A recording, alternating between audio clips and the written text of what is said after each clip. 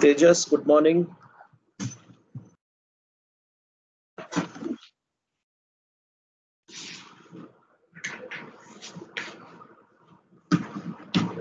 Sahil, good morning.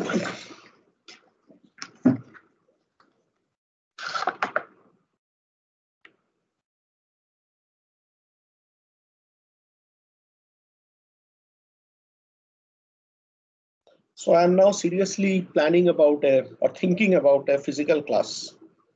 Let me explore the possibilities. I understand most of you will not be happy with a physical class at 8 o'clock, but then we have been waiting for a physical class for a long time. So let me see if we can have one.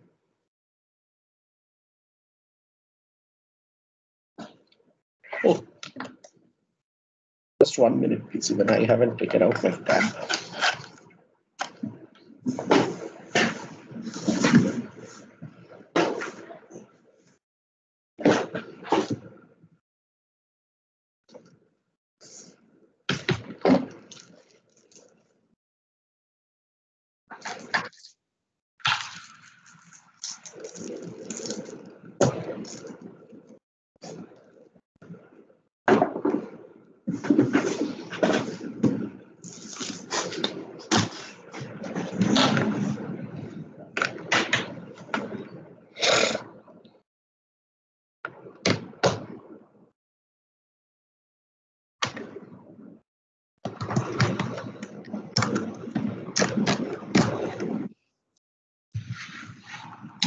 Okay, so let me start. Others will join slowly. Good morning again.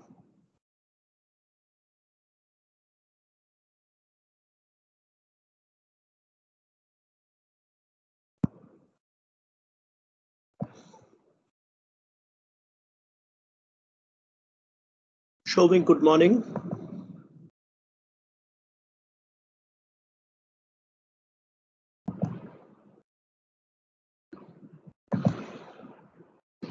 Shashank, good morning. Okay. So by now, I'm sure you have all got your got to see your responses and the marks that you got in the first test.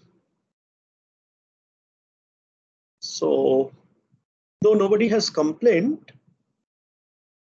I saw some questions. I mean, the class average is something around 30, not that great. People should have, and highest is 40.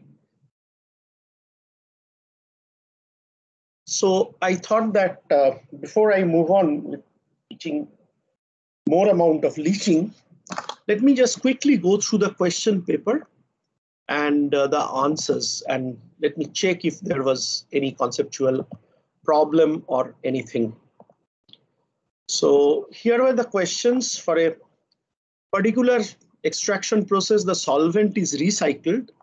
So what means that means that solvent is recycled means that 2% carrier or something like that, which point in the NXY plot represents the solvent point.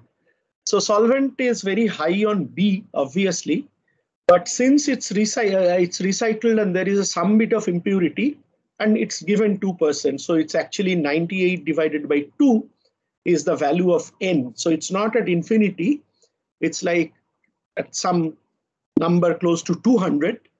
And since X is the fraction of C, right? So it's not 0.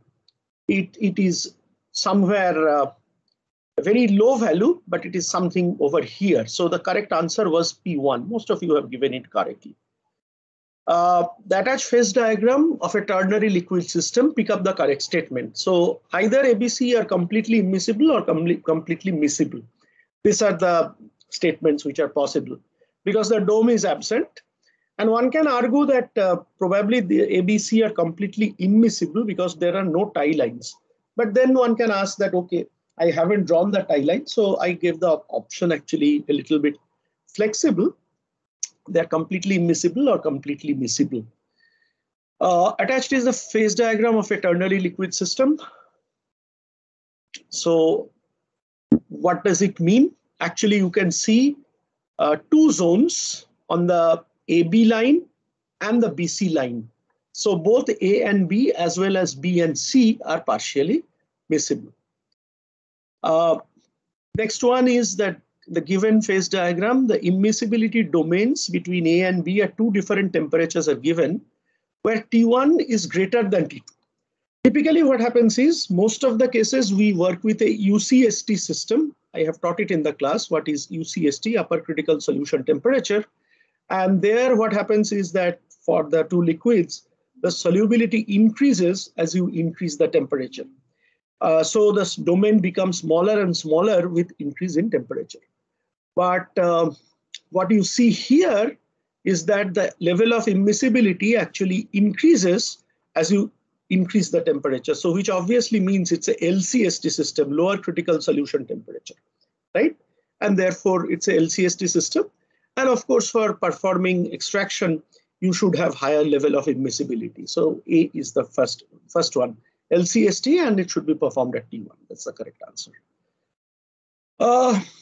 In this figure, pick up the correct statement. The concentration of C in the extract is always going to be lower than the raffinate, and the distribution coefficient is always going to be less than 1, because if you distribution coefficient is YE by XR. So this is a system where the concentration, or YE, you can see from the tie lines, YE is going to be lower than XR. And we discussed that, do we ever do extraction with this type of a system? Well, if you want to extract something and you don't have any solvent that shows a positive slope, then, but if it is possible to separate the solute from that solvent easily, you can still go for this inefficient extraction if you have some sort of a very specialized chemical or a very costly chemical. Okay. Right. So any doubts, you just stop me.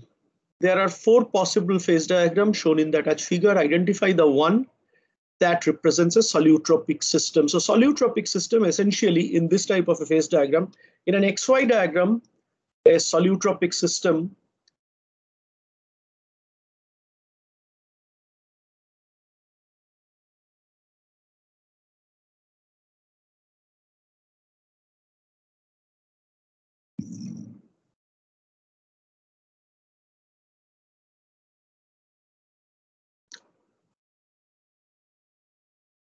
will look something like this, right? And in a triangular plot, a solutropic system will be something where the tie lines changes slope from positive to negative, right? So for this horizontal tie line,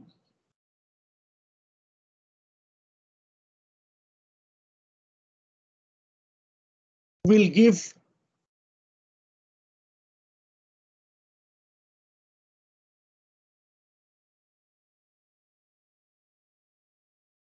YE equal to XR, right? And that means Y is equal to X, and this is the point that represents YE equal to XR.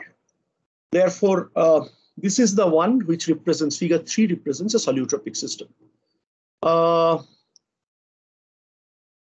Identify the corresponding XY plot. Now, this is very interesting. I don't think many got it correct, but you see the trick actually lies. See, these two are ruled out, but it can be either of these two, right? And here the correct answer is actually D. The reason for that, you have to understand, is very interesting, is the nature or the location of the plate point. You see, plate point lies somewhere over here. It is not the maximum point, right? So what is plate point? Plate point is again where Y is equal to, Y becomes equal to X.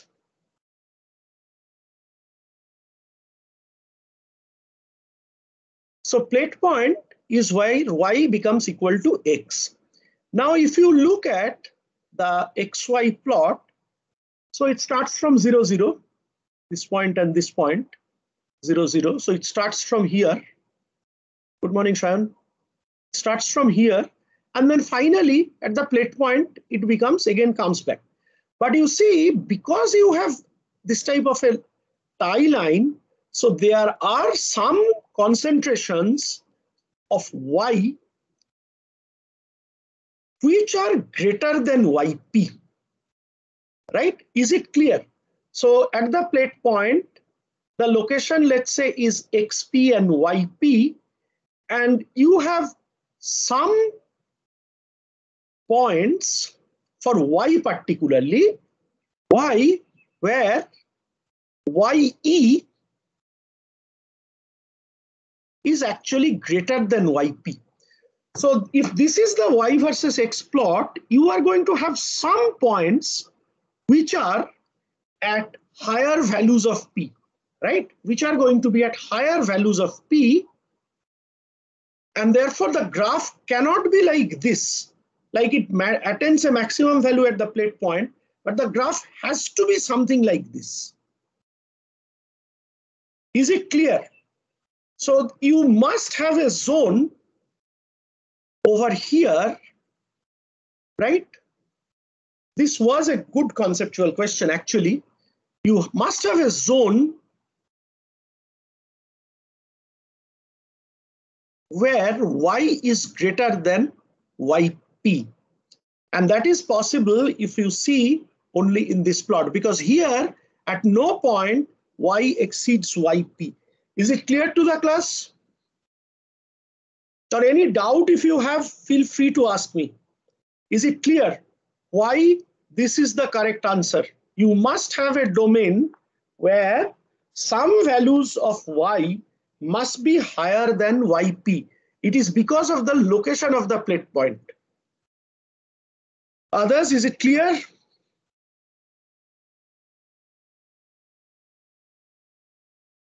Okay, it is well known that distillation is widely used for separating two miscible liquids. Despite that, liquid-liquid extraction might have to be used when A, B, C have their usual milling and A and C have their near boiling point. This was like 3 marks.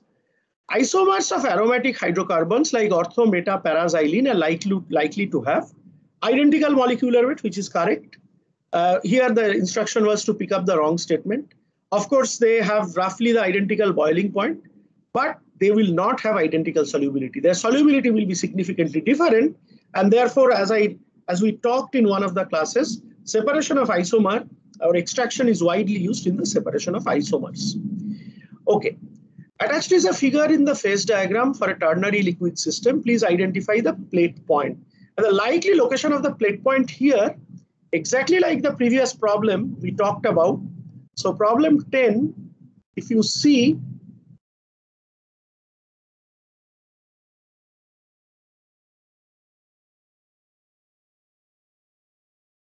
the nature of the phase, the tie lines are all, sorry, they are all slanted to the right, or they show a negative slope. So the plate point is going to be somewhere over here.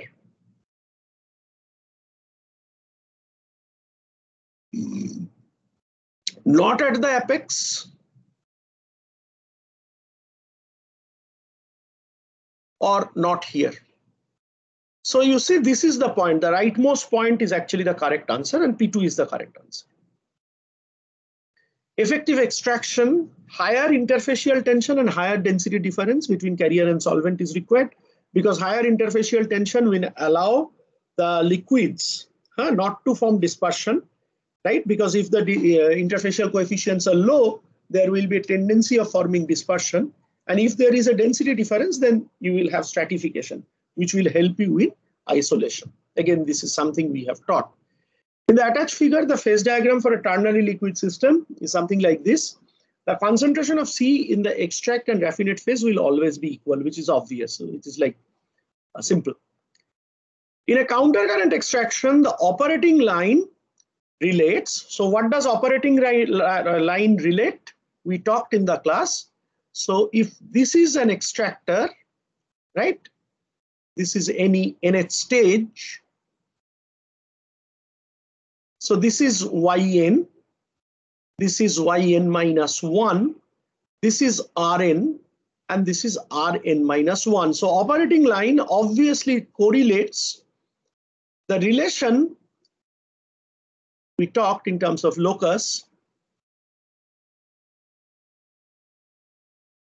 relation between the extract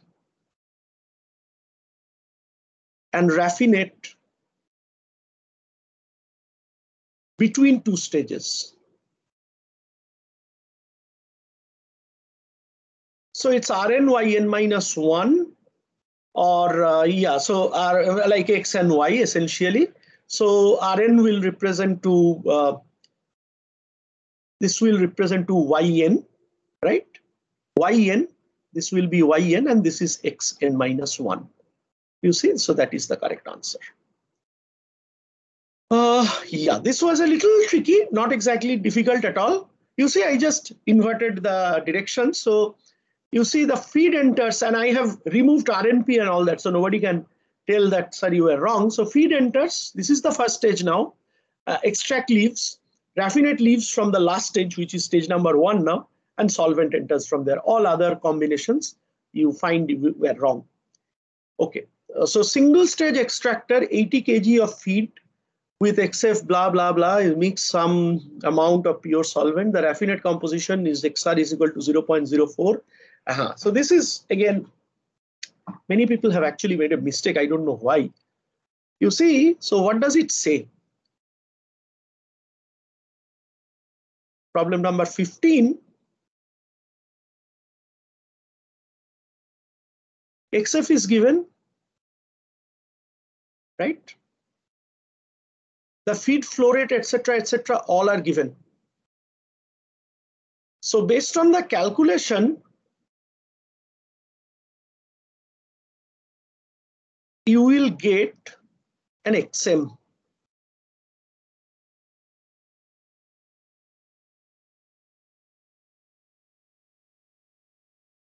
And if XM comes, since it's a single stage extractor, we know that the extract and the raffinate compositions will be given by the tie line that is passing through the point M.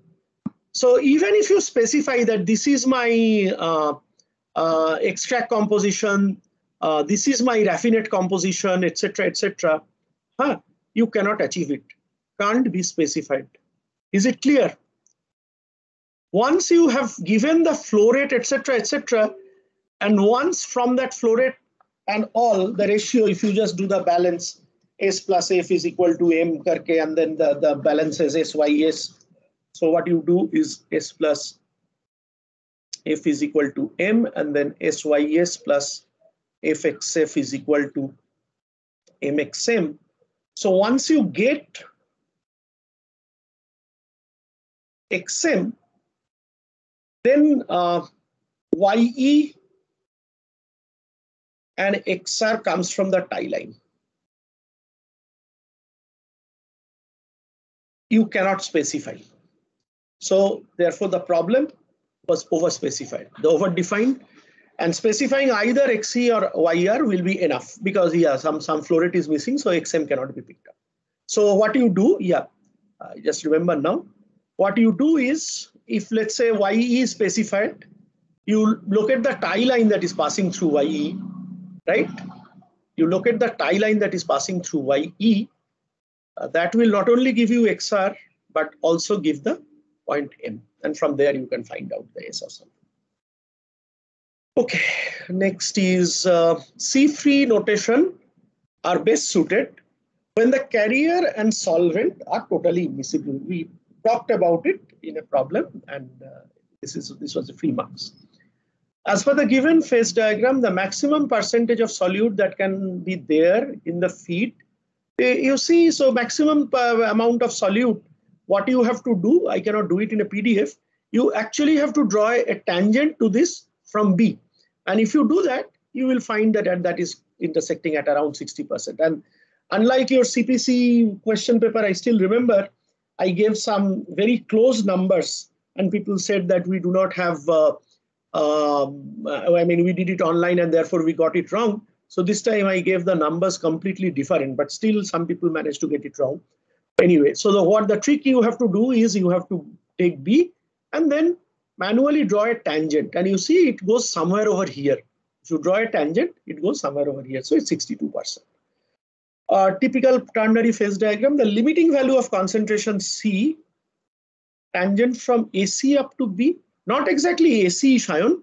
You have to draw a tangent to this curve, to this dome, where it intersects AC, and that's the feed point XF that you will get, which has the limiting value. Clear with everyone, or should I show it? Is it clear with everyone?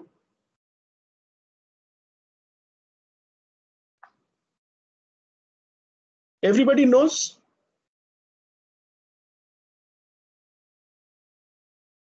Or just for the sake of completeness, I will just show it.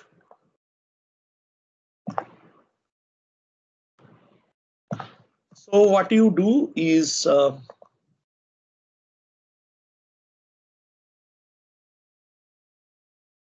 network slow. Okay, next week physical class.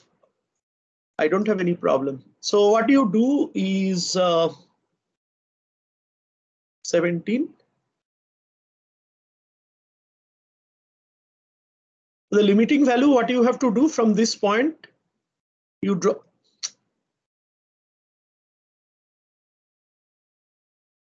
You draw a tangent like this.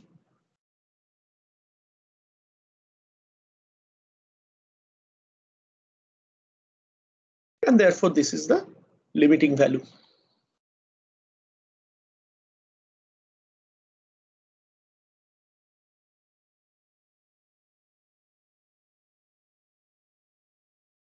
Okay.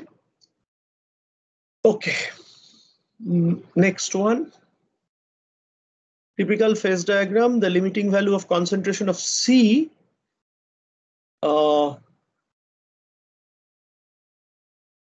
Okay, yeah. So can the class respond to this? Almost an identical problem, but with a little bit of twist.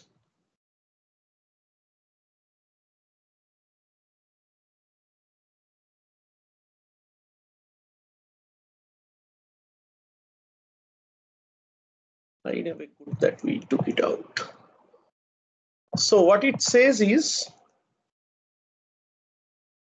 you have a pure solvent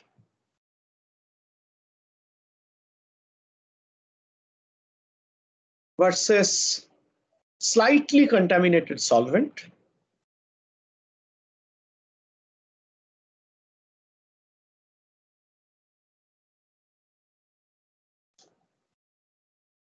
So this is XFL. If we mark, does it change? So how do you get it for XFL? You again draw the same thing, same problem essentially. So you draw the tangent, you get XFL.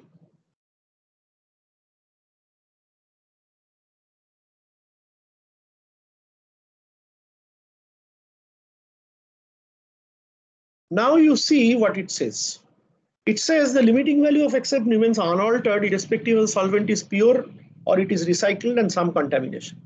Limiting value of XF always reduces if the solvent, that is the likely idea.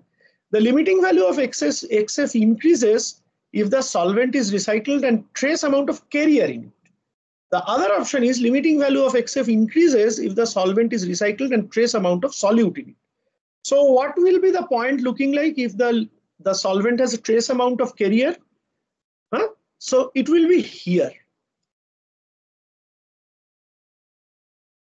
And if it has trace amount of solvent, it will be here. And I think the class can now understand. Very interesting observation. So if you have trace amount of solvent, the limiting value actually decreases. The limiting value actually decreases. You can see it.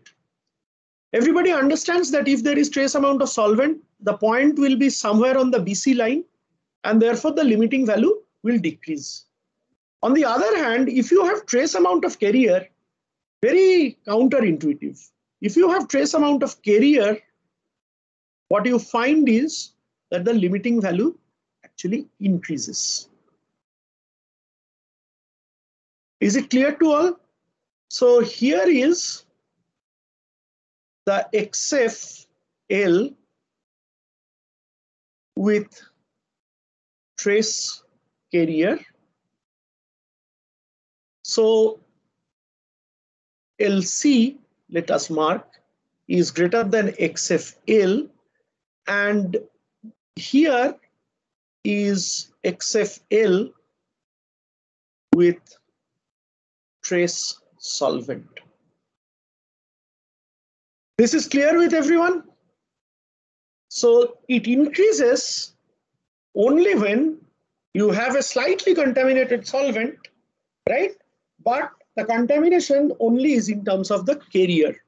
Is it clear?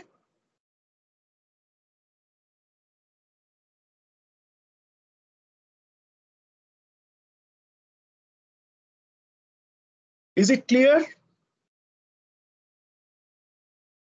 Sajid, is it clear? Shankar, is it clear? Shayon, is it clear? Shoaib, is it clear?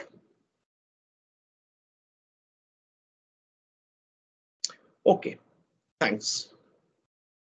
And thanks to everyone, all of you who have joined after last night was Springfest. I know that the Shan was here, but thanks for joining. And this Monday morning class is always a real blue.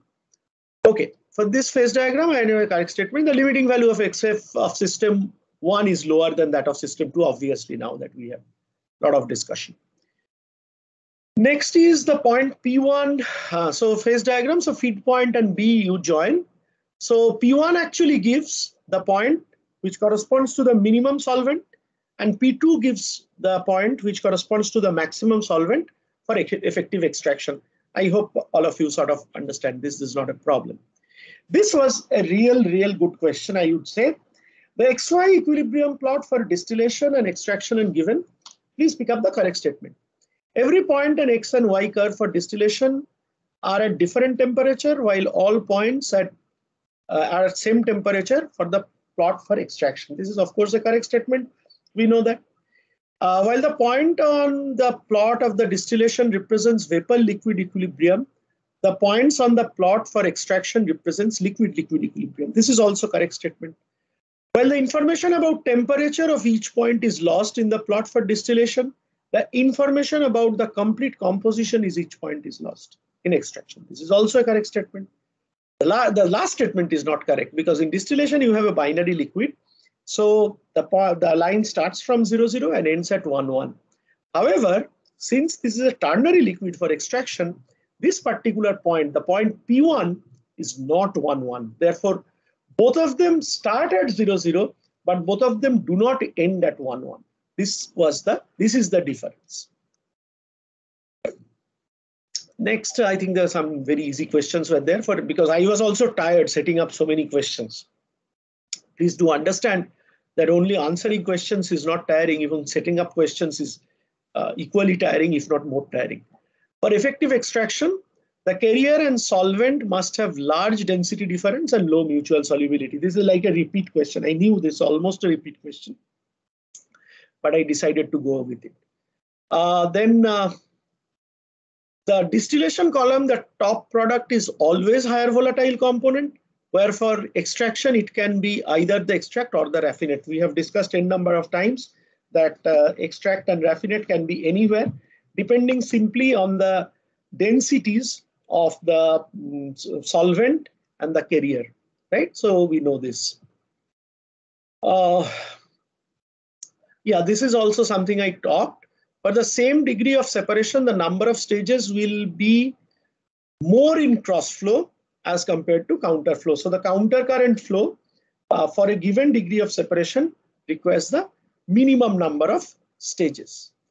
And wrong statement, B-free coordinate system is more suitable when a recycled solvent stream with lower degree of contamination is used.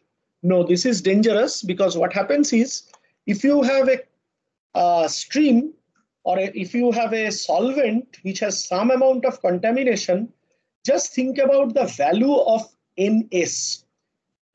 So this is like very interesting actually. We apparently feel that B-free coordinate system does not work if the solvent is pure.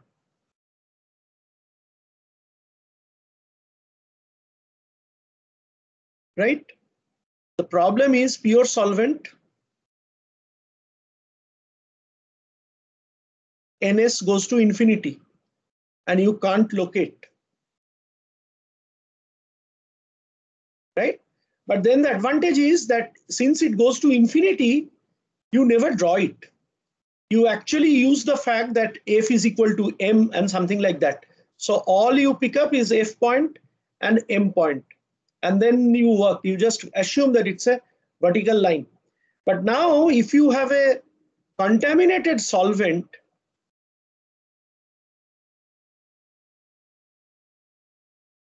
which would mean that NS is B divided by A plus C in solvent. So the denominator is very low.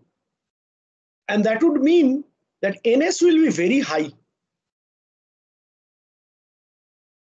So the graph will keep on stretching like this, and you will plot your NS somewhere over here. So which is not at all desirable. So the y-axis, if this happens, y-axis becomes too long.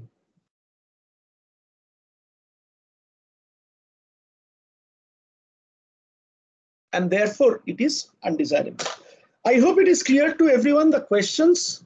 Most of you have done reasonably well. Few there were surprisingly poor marks. So I do hope that in the final exam will be one single exam. And as of now, you know that the instruction is to have an offline examination. Please do not make any request to change the mode or anything. That is not in our hand. And as of now, what is decided that, of course, in a typical offline examination, what happens is you get only one paper. So it's a 2-hour paper. So we will accordingly give problems or something like that. I and Saurabh will most likely set a single question paper. Okay, so I will just get a cup of coffee for myself, and then we will start discussing on leaching from the point where we left. So if you want to take a break, you can take a 5-minute break.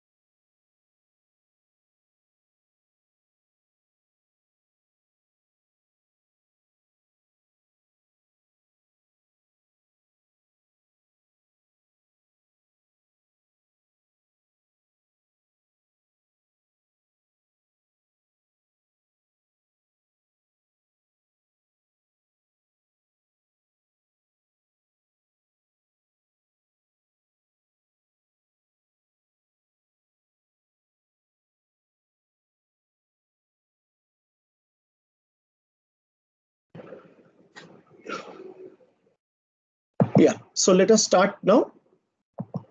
So these 28 people, probably a treat is due. I'm extremely happy with all the people who have. No, and Sam, what is the syllabus? I will decide. It is not yet decided. I am not giving any assurance that end semester will be only leaching. We will decide what it is. I do understand very well that you have not attended online classes, right? Offline classes, and therefore you are rusted. You might have difficulty. But if you sit with a relaxed, clean mind, and in my part, you have to solve, of course, expect graphs in the end semester, right? And Sharon, don't invite trouble actually. You will soon realize that leaching calculations are not the easiest one, right? So please do not invite trouble by restricting it to leaching, because if you go for leaching only, I have no option but to give a graphical problem from leaching only, right? And you will soon see that the leaching, there is no triangular plot. It is only a calculation based on B-free coordinate system type. There are differences though. So I would request to the class, I would not request, of course, it's my prerogative. No question of requesting anyone. Only having leaching is not going to be a good idea. Okay, so now everybody understands what is leaching. So leaching is essentially you have some solute, which is in most cases a solid solute, inside a solid carrier, and this is sort of leached out using a solvent, which is a liquid solvent. So this is how a stage of leaching will look like. And here comes the key differences. The notations are different in leaching, and pay attention to that. Not that I can do anything about it, because Treble's book follows that, and therefore we have to follow that. So what are the streams? So of course you have solid to be leached, right? So you also have a second stream of leaching solvent. There is a very, very beautiful concept. Hopefully I will teach it today. And then you have leached solid, and you have leached solution.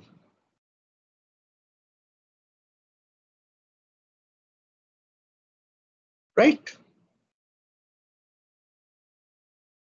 So these are the four streams.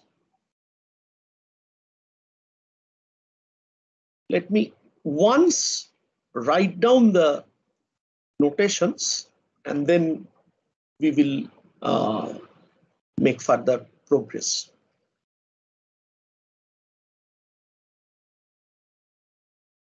And here is the main rider.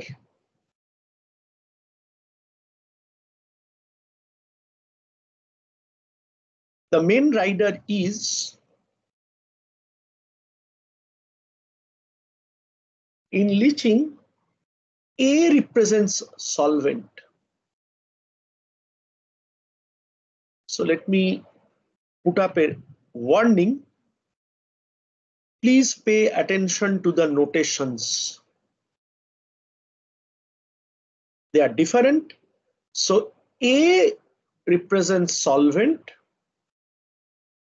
which in the previous case, A was the carrier, okay? In case of extraction.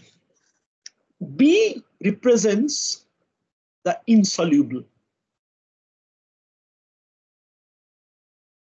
or the solid, which we understand is analogous to carrier, right? But it is now represented with B. It's not represented with A anymore. and C represents the solute. So the class can see that C is same. So the notation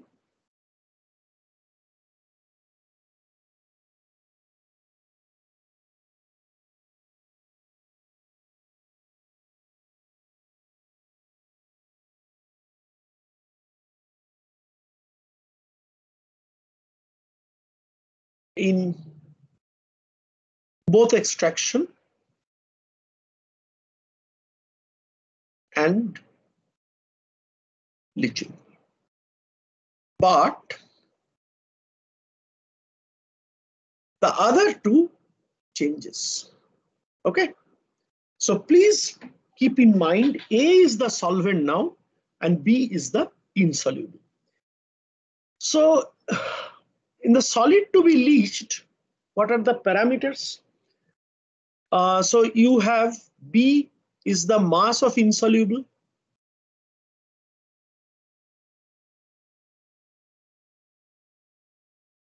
Right? And F is A plus C in feed. So you can see this is a B-free calculation. So this F is a B-free calculation. So F is A plus C in solid, right? So this is like a B-free calculation, right? And okay, so let us write. So NF is equal to B divided by A plus C, right? And just take a minute to convince yourself. Don't get overwhelmed. So please follow carefully. P is the mass of insoluble, right? So what is the total mass of feed? What is the total mass of feed? The class, can you now wake up, please? Total mass of feed. Yes, Nidhi, are you there? Tejas? Shomik? No, it's not A plus C. Shayan? Sanskar? Sahil? Tejas, can you say what is the total mass of feed?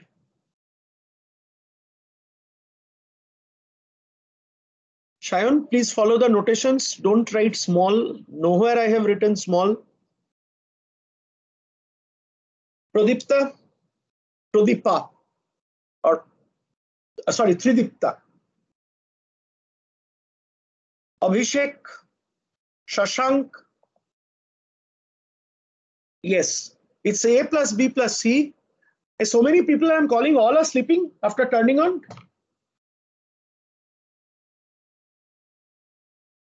Or Shomik, the answer I was looking for is B plus F. A plus B plus C is perfectly fine, but you see, I have defined, or the notation follows, there is an F, right? So total mass of feed is B plus F.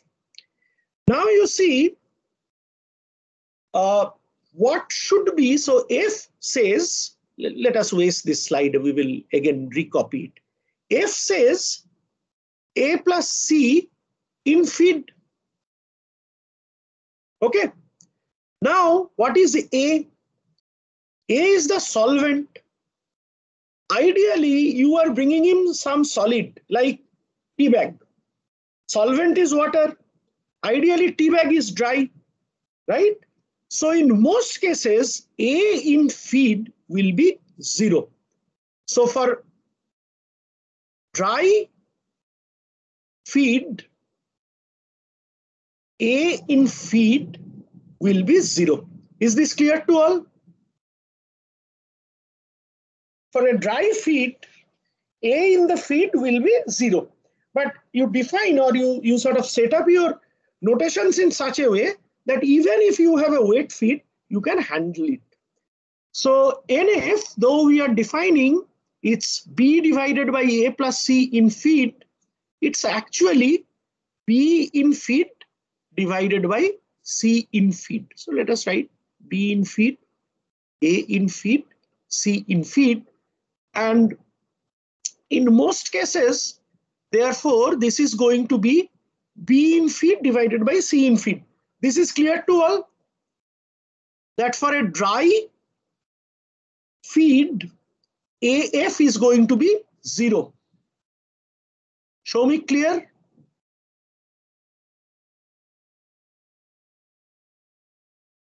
AF is 0. Okay. And what about YF? Feed we write as Y. This is also a different because there we used to write XF. Here we write it as Y. And so what is going to be YF? YF is C. It's on a B-free basis, though we are writing small y here. And therefore, this in most cases is going to be 1.0 for a dry feed. Is it clear? So what I will do now, I need the central part, the stage, and I will remove everything else and let me check that whether you understand it or not. I will deliberately take the class a little slow today because of the main problem associated. I mean, there is something unique about leaching that is going to come up very soon, the equilibrium plots, which I'm sure the class will enjoy. But even more than that, since the notations are different, right?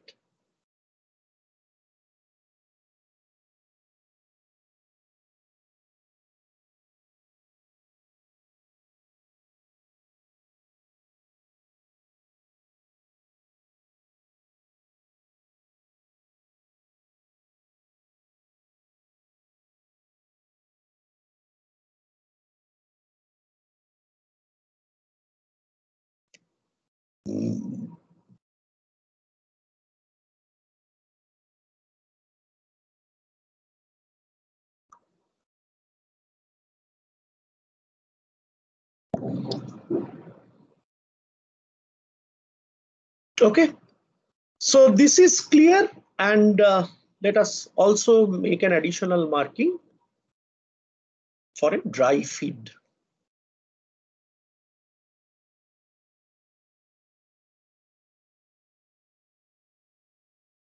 I hope this is clear to everyone.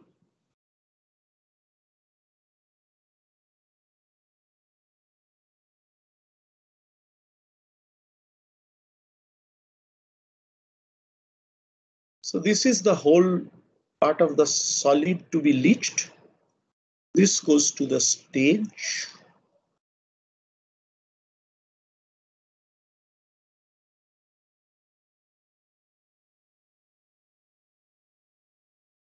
Next is the leaching solvent.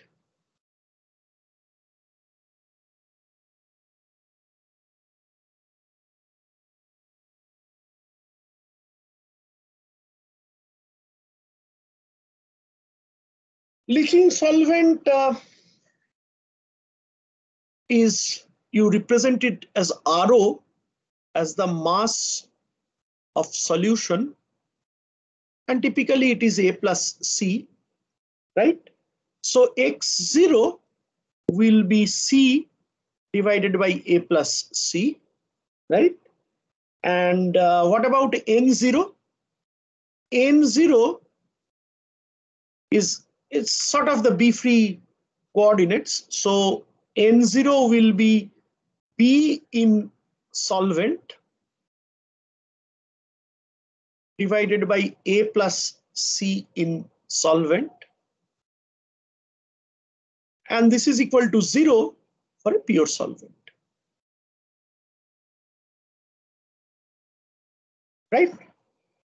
So this should be clear. So we are actually having a B-free calculation, setting ourselves up for a B-free calculation. We of course have a non-zero value of, no, sorry, I will, so you see that X0 for a pure solvent will also be 0, right? Why? Because C is the solute. And if you are, let's say, leaching tea with hot water, there is no initial T in that water.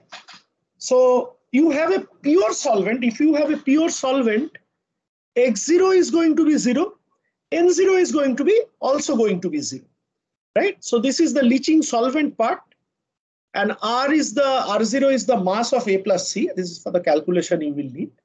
So always you should remember a leaching stage to be something like this: a cup of water or a tank which is full of liquid, and then you put in the solids,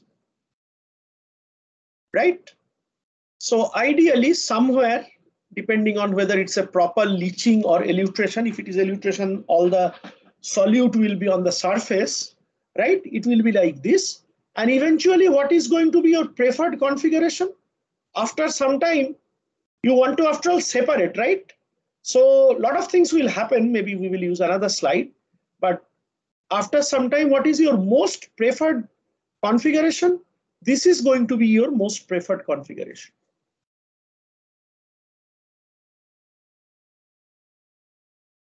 So what are these?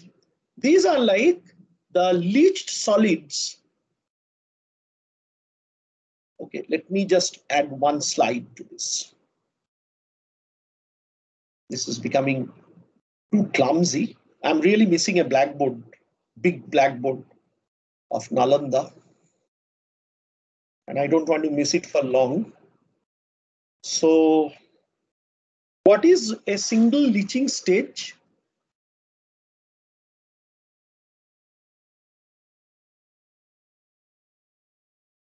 So you essentially start off with a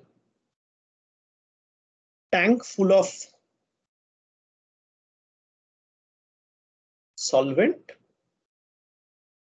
Then this is where you start off. Then you add the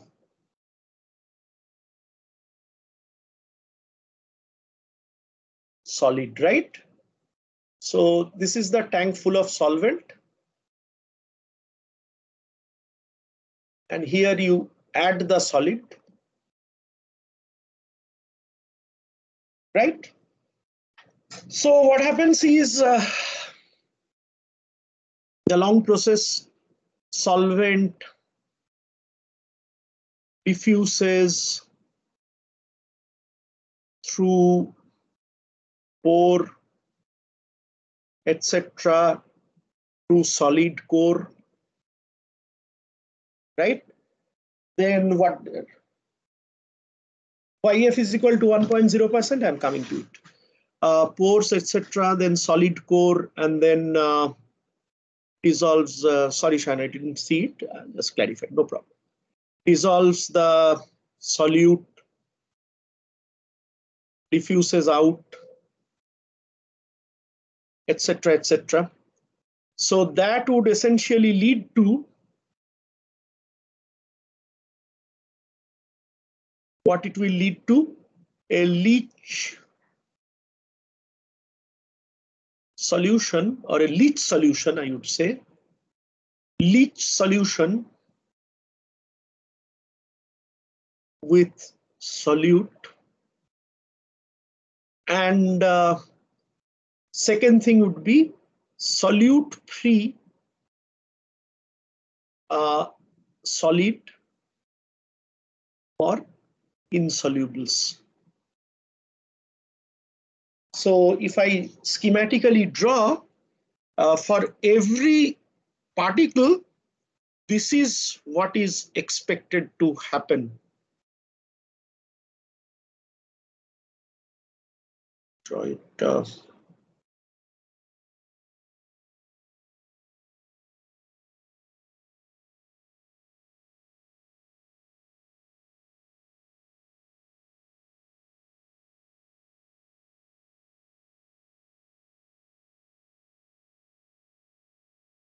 So this is each particle, this is the solute, and eventually this is what is going to happen, right? So this is clear. So this is, let's say, the solute. So the leach solution or the solvent essentially has leached out, and therefore you have these solids, right, which do not have any solute anymore. These are called the insolubles also, right? And what is a preferred configuration? Because ultimately you'd like to separate them. So the preferred configuration will be this.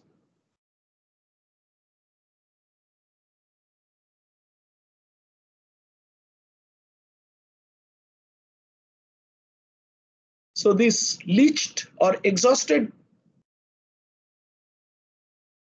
insolubles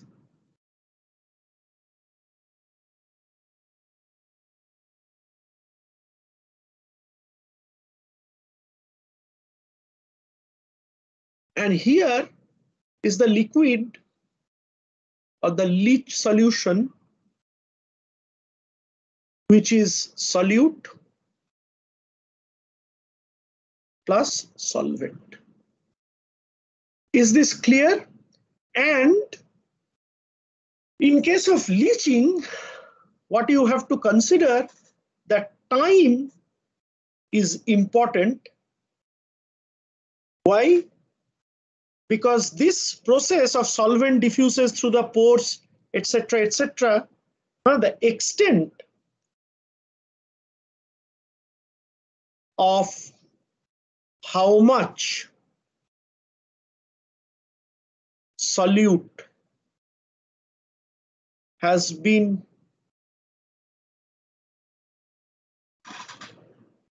extracted depends on time. So is this clear? This is one leaching stage. This is what we are looking at, one leaching stage. Is it clear to the class? So we have a feed. So these solids are the feed.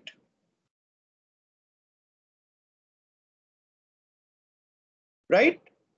Then you have this liquid or the solvent, which does all this. Solvent diffuses into the pores, then clears out, right? So the dissolves it there, then dissolve the solute, diffuses out, etc., etc. And eventually what it leads to is that you have these insolubles which are devoid of the solute now, right? And you have the leach solution where the solvent contains the solid.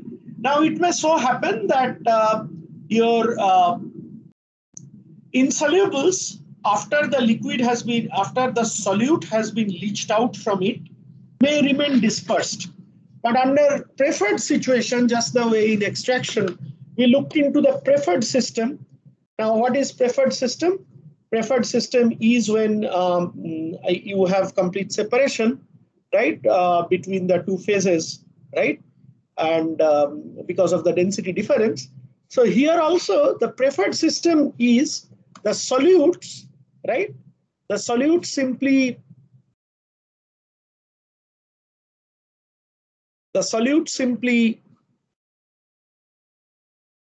not the solutes, the insoluble solids sort of because of density difference or whatever fall towards the bottom, right? And then you have the liquid which is towards the top. And then the advantage is that you can simply separate them out by decanting or whatever. Is this part clear to everyone? This is a single leaching stage. Sudipta, clear?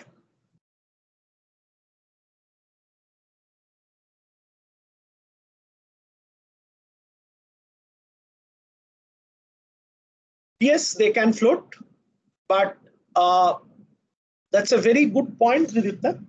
In fact, they can float. But please do remember that even in extraction, when we were assuming that from each stage, the extract and raffinate are coming out separately, right? There was an assumption. What was the assumption? That neither extract forms a dispersed phase in the raffinate, nor raffinate forms a dispersed phase within the extract.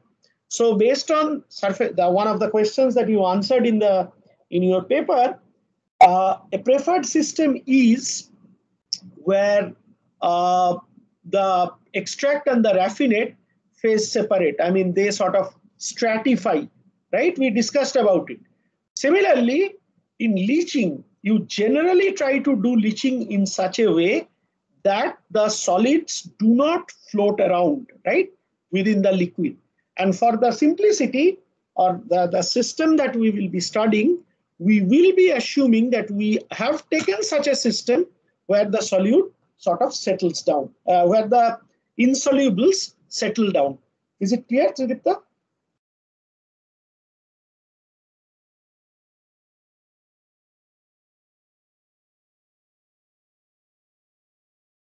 Okay. So now you physically understand what are the streams or whatever. So now let us revisit again, right? And essentially what we are looking at,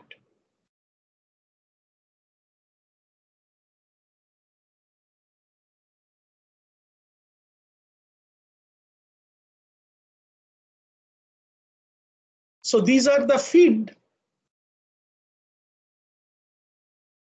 and this is the solvent. This is what we are looking at. This is the feed and this is the solvent. Okay, now you see, okay, now you see the feed, we are defining two parameters, NF, which is the B free fraction of B, and YF. So what is NF? B fraction in feed on a B free basis, right? And what is YF? YF is C fraction in feed on a B free basis,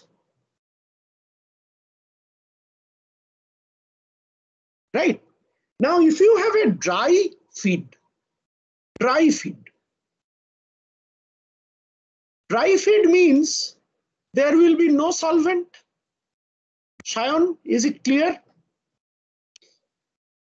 There will be no solvent if it is a dry feed, right?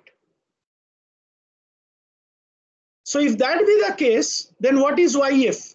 YF is equal to C in feed divided by A in feed plus C in feed. C fraction on a B free basis. And if the solvent, if the feed is dry, there is no solvent, what does it mean? AF is equal to 0. So for a dry feed, this will be 0 and Y will be 1. Is it clear, Shayan?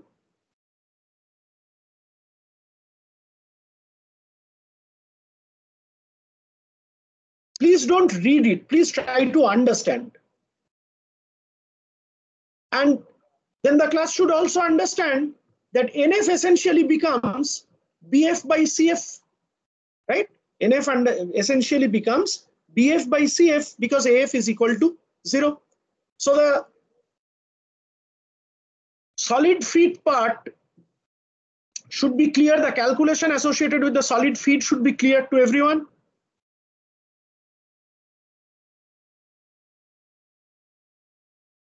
So this should be clear to everyone. Okay. Now the second one is the whatever was present in the tank, the leaching solvent. So leaching solvent, we are writing is the mass of the leaching solvent, mass of the solvent. Ideally, it should be only C. It should be only A, right? But we are keeping an option for A plus C. So ideally, R0 should contain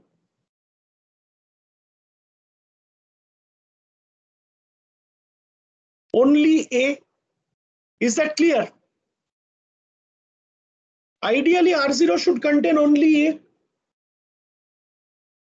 And if it is contaminated, it may contain a little bit of C. It's very rare, but if it is recycled or something like that, so we just have the provision for that. But mostly R0 will contain C. Only, it will contain only A. A is the solvent. See, even I am telling wrong things at times. R0 should contain only A because A is the solvent. So what is the X0? X0 is C divided by A plus C. And C in the solvent should be 0, right? So ideally, let me just rewrite this nicely.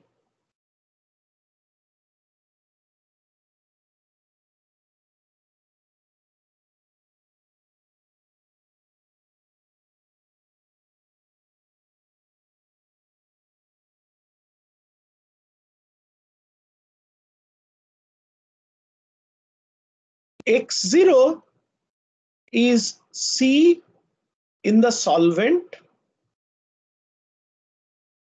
divided by A in solvent plus C in solvent. Yes or no? And then we know that most likely C in solvent is equal to 0 for a pure solvent. Right? So this will be 0. Clear? Because this is 0. Similarly, what is N0? N0 is B in solvent divided by A plus C in solvent. And what would it be? It will also be equal to 0 because the pure solvent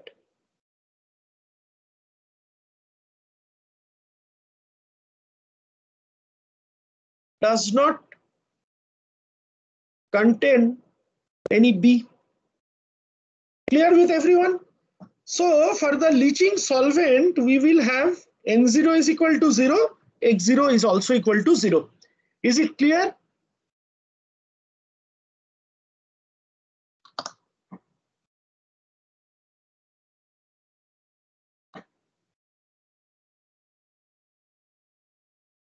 Okay, so let us clean the slide a little bit. And in most cases, so it is A plus C. And we have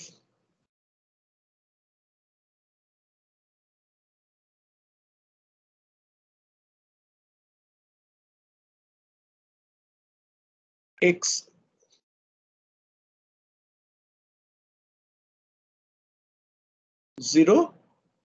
which is C divided by A plus C in solvent. And it's 0. We also have N0 equal to B divided by A plus C in solvent, also equal to 0. Right? So this should be clear to all.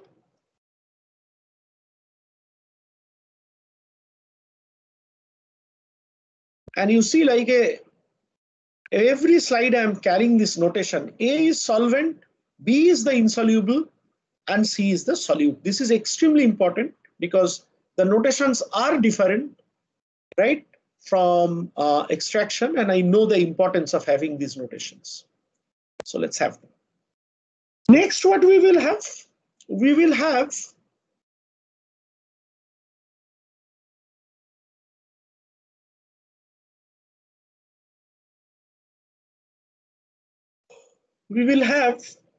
the leached solid.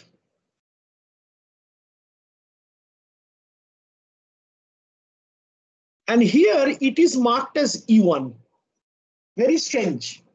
In extraction, E represented the extract, which was the product.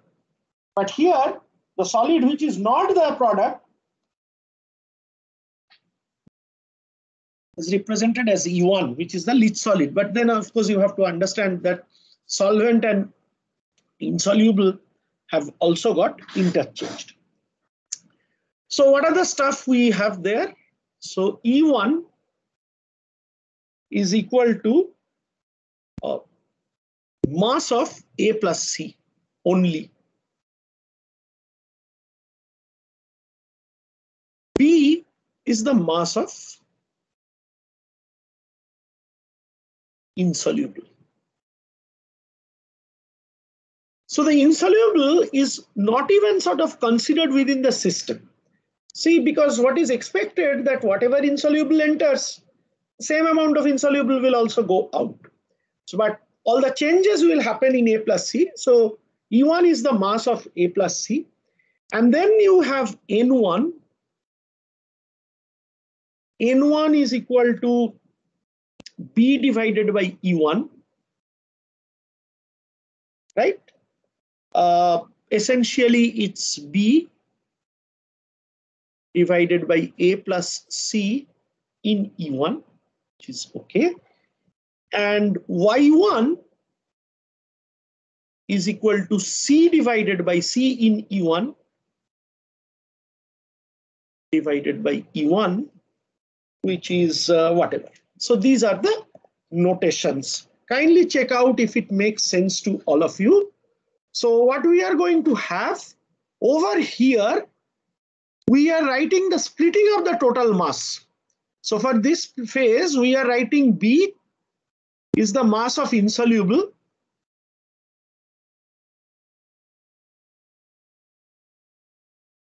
And E1 is the mass of A plus C. Right? This is what we are saying. And if this be the case, and we assume that we have a deposit, so let me take a minute over here about the leach solid. So the leach solid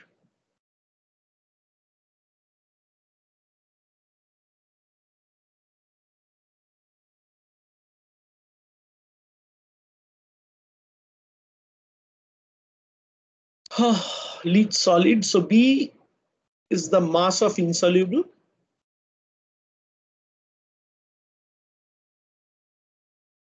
And E1, so this is marked as E1.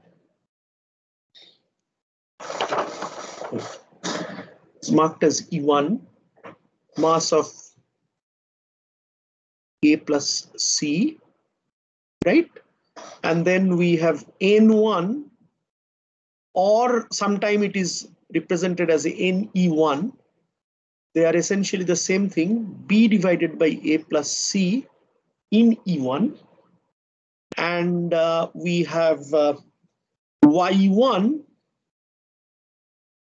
or YE1, which is C in E1 divided by A plus C in E1. This is clear to all? The feed is NF and YF. YF mostly 1.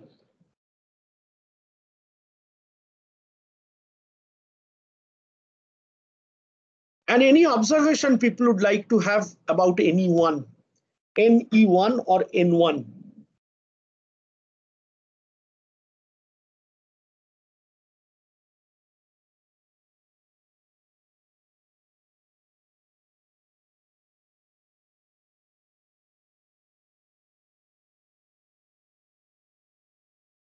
Shomik, you want to make any comment?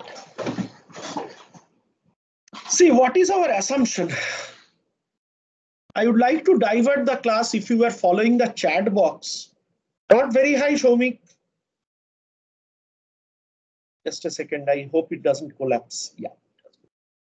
Your thought process is correct, but what are we assuming? We are assuming that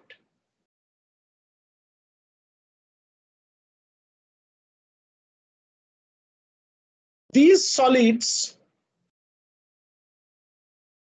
yes, Tanmay, very good. These solids but N are devoid of, what is it? Solute, devoid of C, right? These solids are devoid of C. So whatever, so please remember this figure.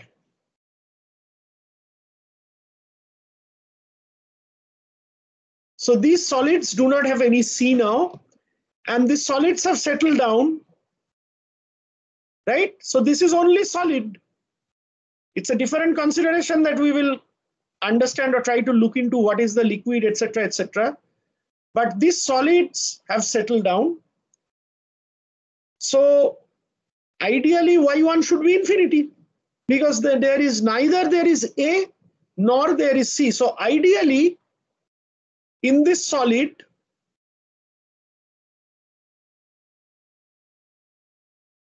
there should be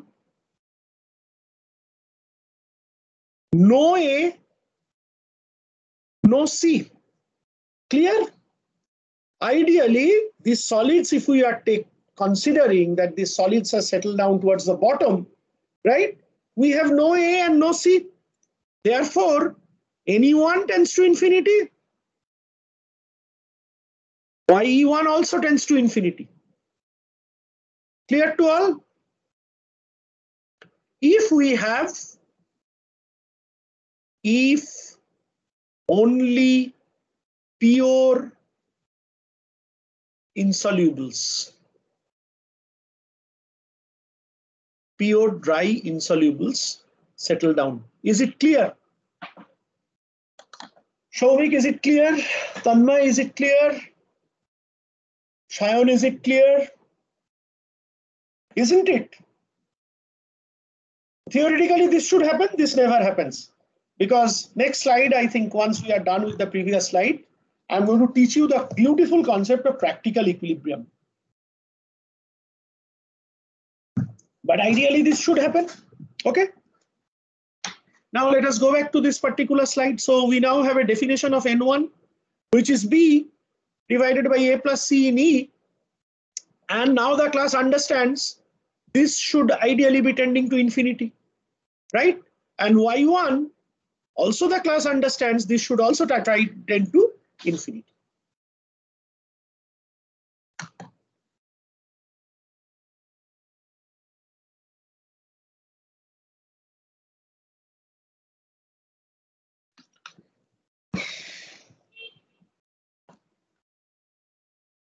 Okay. Just 1 second, let me save the stuff.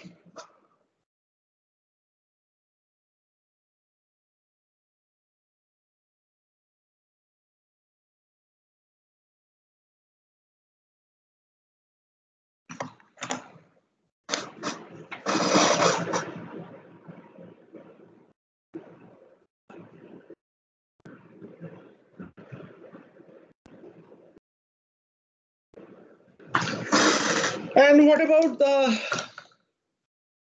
LEC solution? It is represented through R.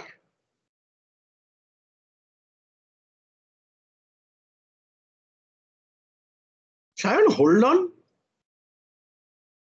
Hold on. So LEC solution, the total mass of the solution is R1.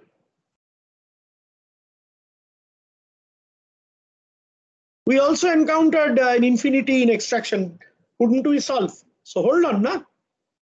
So XR1 or X1, whatever it is, you have mass of C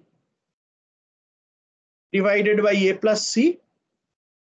And you have NR1, or you typically do not represent it by NR1. So this is B divided by A plus C.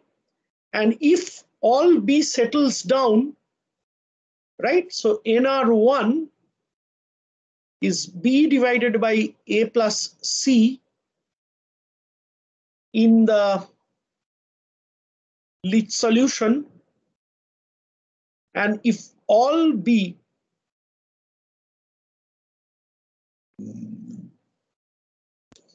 settle down, then be equal to 0 over here, and therefore nr1 should be equal to 0. So nr1 should be equal to 0. So is it clear now to the class? So what are the stuff we have? We have a feed which is defined by nf and yf, the coordinate points, and the class understands yf for a dry feed is 1. We have a leaching solvent which is given by coordinates x0 and n0. So, and we understand that both of them are 0. We have a leached solid which on the nxy plot, right? Also, please understand, please take note that here we are writing x and y, which are small, not capital, but they are B free.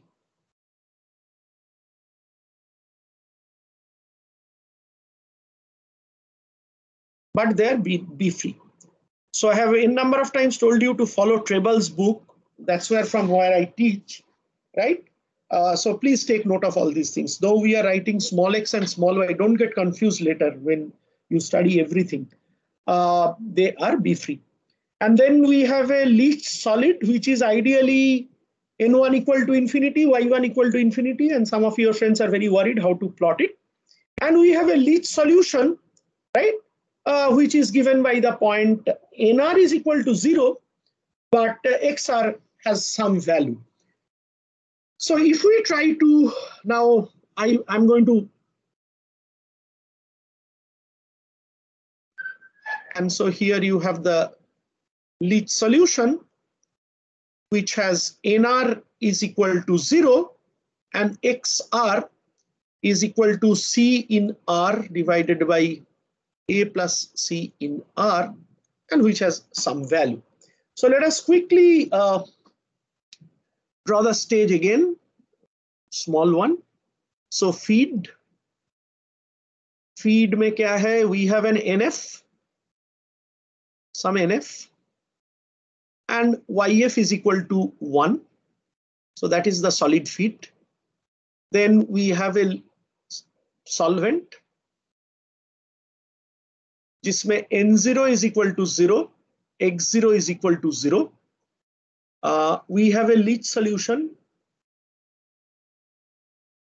जिसमें we have xr is something and nr is again 0, and we have a insolubles which are like ne1 is equal to infinity and ye1 is also equal to infinity. So this is clear to everyone.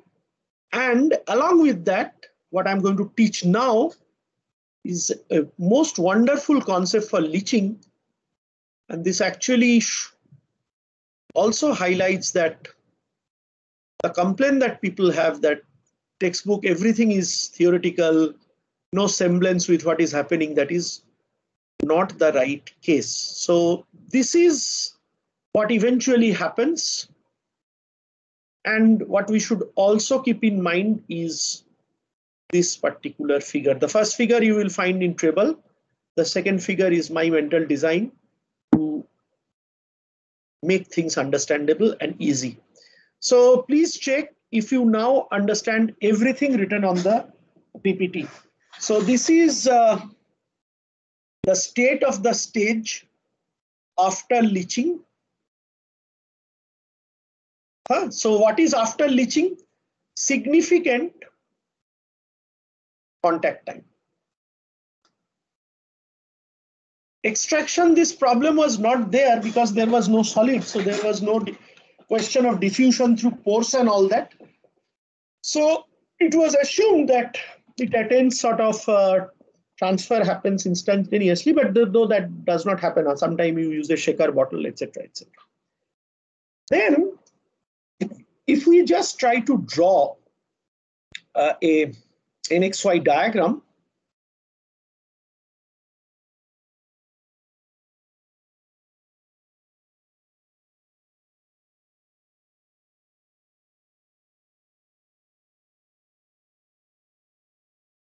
What are the points we can locate? So this is the solvent point we can locate. This is some sort of a leached solution. Why? You see NR is equal to 0 and XR has some value. We cannot locate the insolubles because everything goes to infinity, right? And we cannot locate. And we have a feed point where again you see YF is equal to 1, but NF has some sort of a value. So this is the feed point. All these points are clear to all. So this is YF is equal to our 1, comma some value of NF, right? So this is some value of XR and 0. This is 0, 0. And this actually I should be hanged for writing this. This we cannot locate because both are infinity. Is this clear to all? And based on that, we are now going to talk about the concept of practical equilibrium.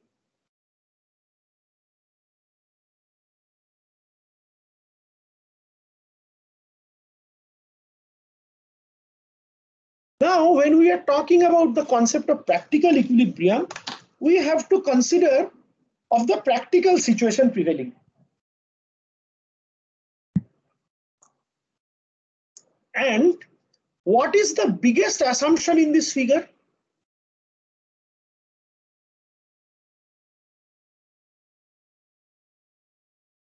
Shomik, can you tell? Varun, can you tell? What is the biggest assumption in that figure? Or let me draw your attention to what we have written here. What is the biggest assumption in this figure?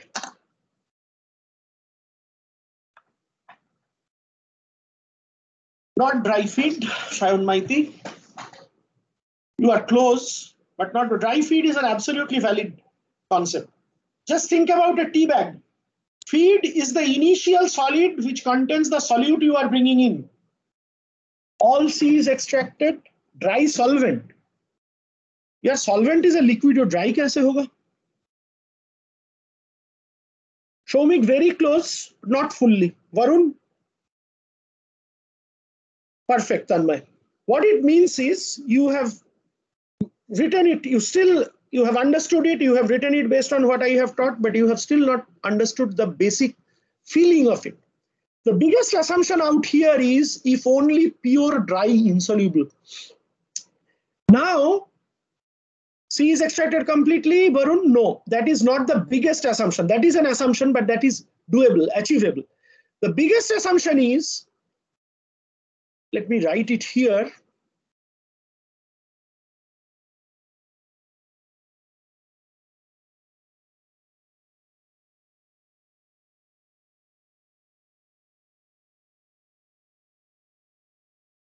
And now the class will understand immediately. Assumption is the insolubles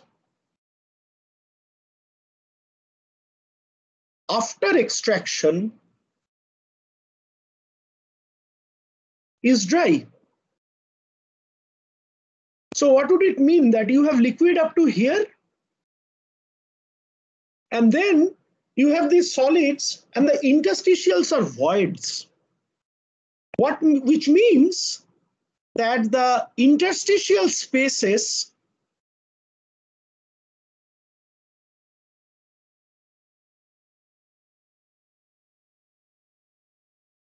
between the particles, between the solid particles is void, isn't it? Shomik, Varun, Shayan, Tanmay, everyone. if the most significant assumption is the insoluble are dry, so that would mean that the interstitial spaces between the particles, like these are the particles, and this would mean that this is a void, which never happens. So what we have is this solid or insoluble will always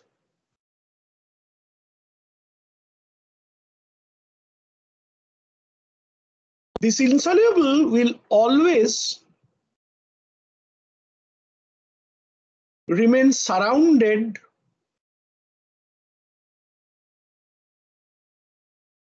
by liquid. If not anything else, no slip condition. Clear? So the concept of practical equilibrium tells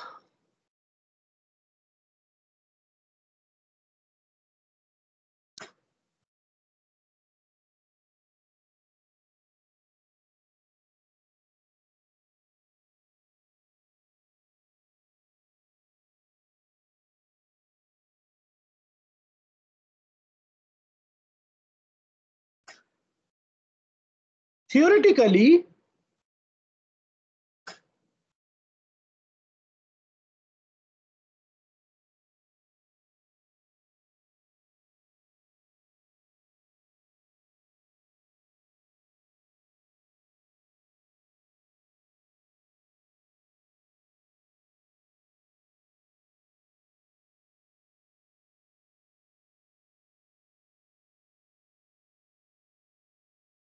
theoretically the insolubles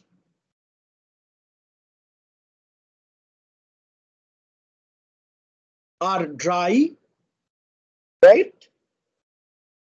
So there is no A and C.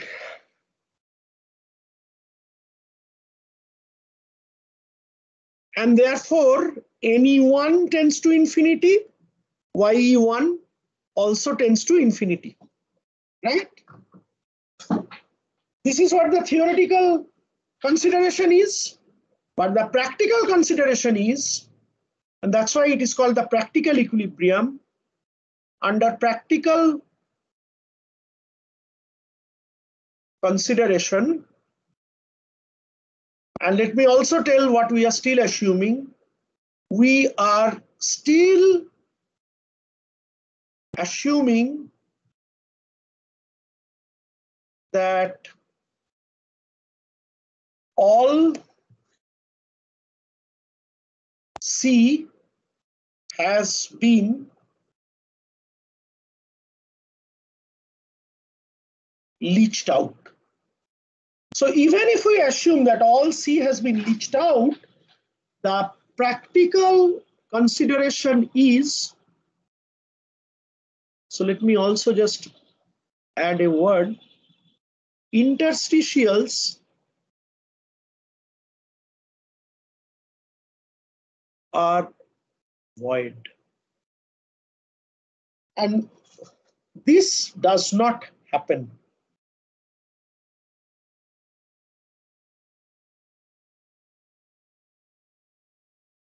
This simply does not happen.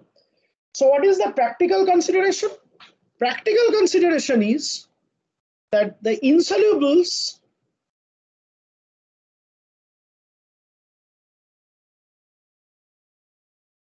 are always soaked, surrounded with liquid.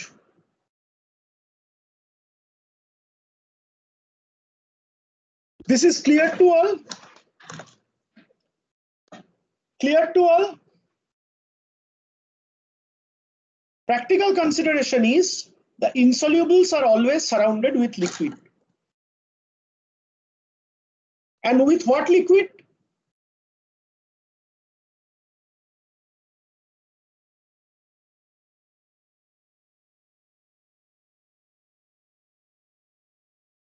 surrounded by the leach solution. Same liquid here also, right? By the leach solution. It is, so everybody understands that it is absurd to assume that the interstitials will be void. So therefore we understand that if not anything else, when the solids are settling down, because of the insolubles are settling down, because we all know no slip boundary condition, so there will be a layer of liquid adjacent to it, which will always be pulled down, right? And we also understand that these deposited insolubles are going to be surrounded by liquid. It is not possible to have so much amount of void. And what liquid is surrounding it? It is the same liquid, which is the leach solution that is above it. Is it clear? And therefore, suddenly we realize that here there is some presence of liquid, and YE1 is not equal to infinity, but is equal to XR. Because we had calculated the composition of XR, right? The composition of C, or the composition of the liquid, the leach solution, as XR. And now we understand. What do we understand? That I will draw another graph. So listen to me and I will make it clear. Now we understand that the same liquid is also present along with the insolubles, or the phase we are terming as insoluble. The same liquid is also present. And therefore, theoretically, YE1 is equal to infinity. But in reality, YE1 is equal to XR. So this is what happens.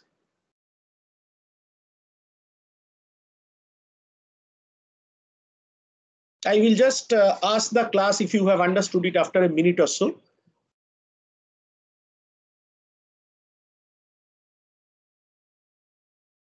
So this is the NXY plot. So we understand that this is the solvent point. We understand that this is the feed point. YF is equal to 1. We understand this is the XR, or which is the leach solution. And we understood that our insolubles went to infinity. But now, under the condition of practical equilibrium, it now has a value of YE1, and YE1 is not infinity based on practical consideration,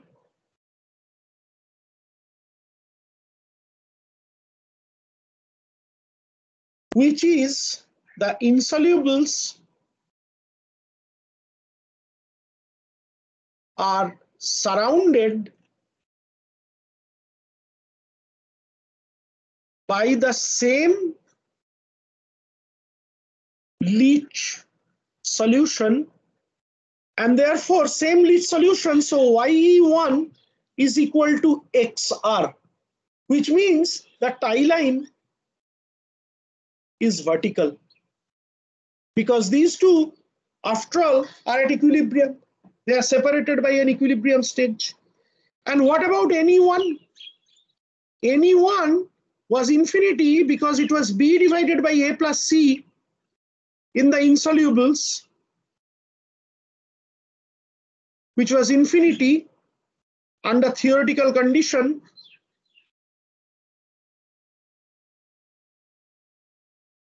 But now, since we understand that there is some liquid in the along with the insolubles, so this denominator, so A plus C in the insoluble is not zero based on practical consideration,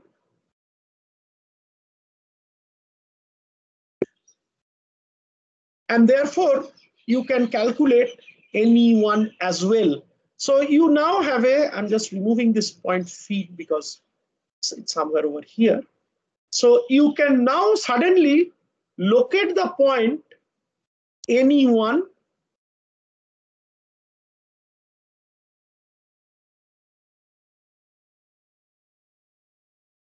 ye1 any1, and this is the point e1.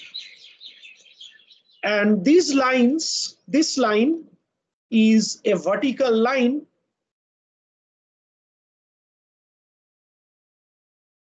it's a vertical tie line. So that ye1 any1 both are non-infinity is based on practical consideration. Is it clear to all? Is it clear to all? This is one of the finest concepts that you can have in extraction. This is the consideration, the condition of practical equilibrium. This is the concept of practical equilibrium. So what we understand that mathematically, though we cannot calculate, we calculate that. So Shayan, are you now happy? Shayan Haldar, you were very upset that how to handle infinity. As if you did not have this doubt, because in case of extraction, only n was infinity and y or x was not infinity, right? So now you see that we always have some counter argument to overcome this problem of infinity. And it's a clear eye-opener that theoretically you actually get that NE1 is equal to infinity, right? Write it down.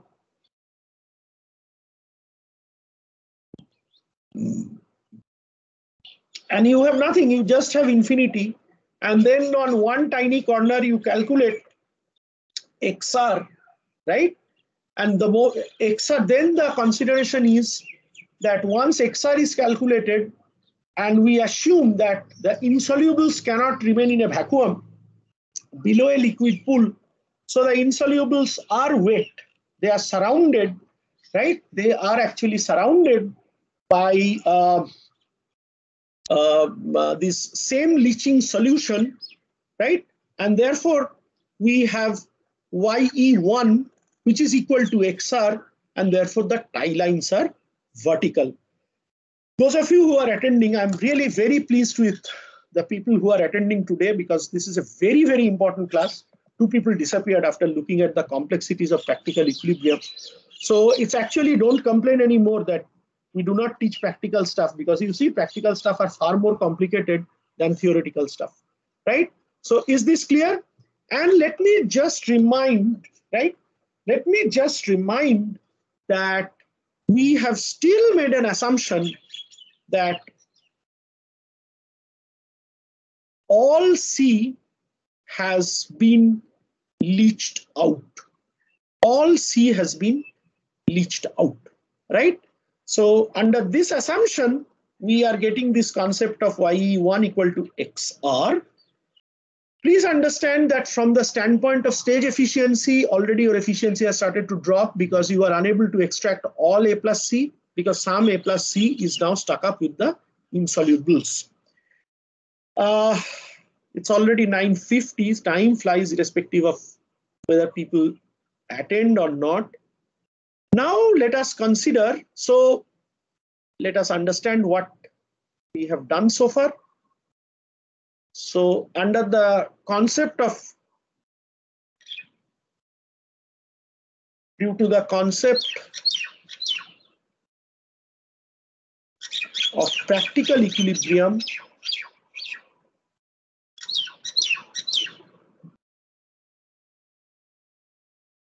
we have ye1 is equal to xr. Is it clear to all? So we are now in a position to locate this point.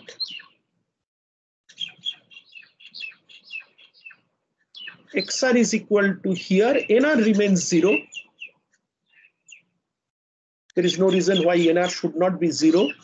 And this is YE1, which is equal to XR. So everybody understands that tie lines are vertical?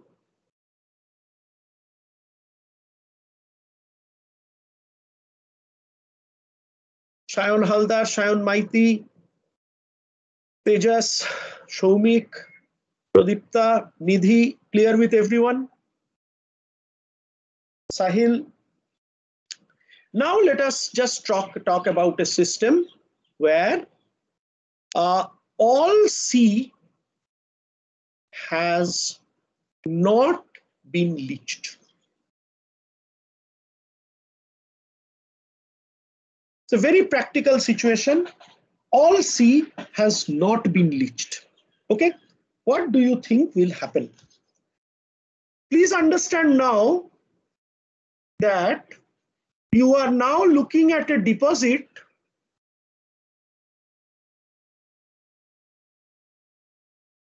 where you have some A plus C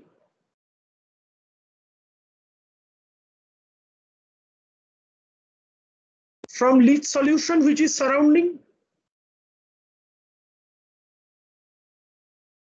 You have some A plus C that is coming from the leach solution, right? And you also have some C inside.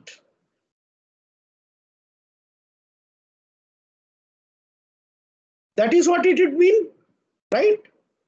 You have some C inside and you have some leach solution that is coming from A plus C, isn't it? That is what it would mean if your all C has not been leached. So if all C has not been leached, then in the insolubles,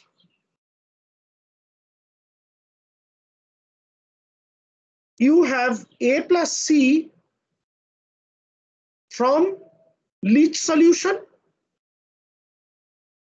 plus some C inside, isn't it?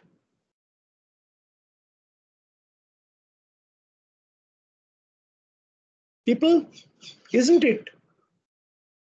So what would be the consequence? Varun, is it clear?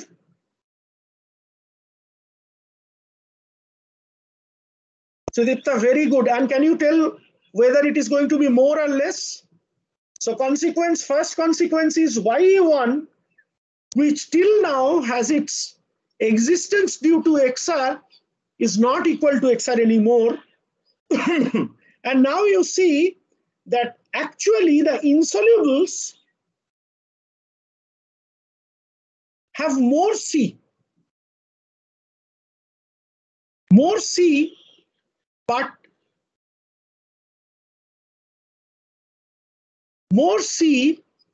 but same A as the leach solution. So YE1 now becomes C from leach solution plus C stuck divided by A plus C from leach solution plus C stuck. Right? Is it absolutely clear? YE1 will now be C plus C from the leach solution plus C stuck divided by A plus C from the leach solution plus C stuck. And if you calculate this, what you will get, this YE1 now becomes higher than XR. Clear to everyone? So y1 shifts to the right. But that's not all. Now you see that your NE1 is B divided by A plus C from leach solution plus C stock. So what happens is the denominator increases.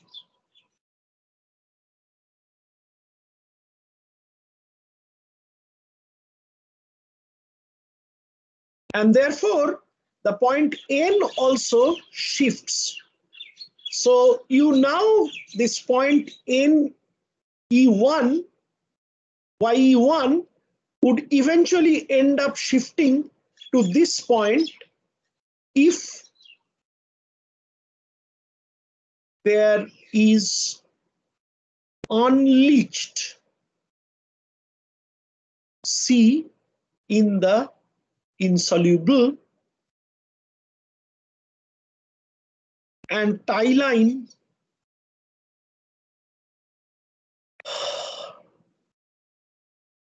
does not remain vertical anymore. Clear with everyone?